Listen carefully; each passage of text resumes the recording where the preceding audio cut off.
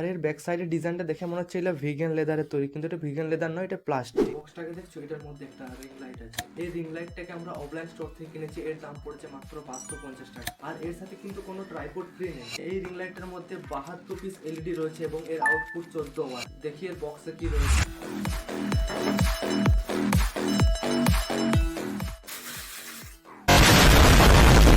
এটা ring light. এই লাইটের পুরো ফ্রেমটা প্লাস্টিকের। আর এর ব্যাক সাইডের ডিজাইনটা দেখে মনে হচ্ছে এটা ভিগান লেদারের তৈরি, কিন্তু এটা ভিগান লেদার নয়, এটা প্লাস্টিক। এবং একটা মোবাইল মাউন্ট রয়েছে এবং আরো অনেক কিছু রয়েছে, এগুলো ট্রাইপোডের সাথে কাজে লাগবে। এর সাথে তো কোনো এক্সট্রা ট্রাইপোড আসেনি, তাই আমার কাছে একটা এক্সট্রা ট্রাইপোড রয়েছে, তার সাথে সেট করে নিচ্ছি।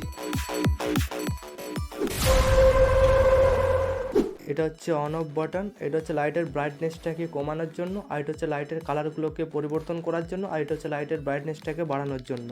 এই রিং লাইটের 3টে কালার মোড রয়েছে। এই 3টে কালার মোড ব্যবহার করে আমি ছবি বা ভিডিও তুলে দেখেছি। এই দামের পক্ষে এর ব্রাইটনেস ঠিকই আছে।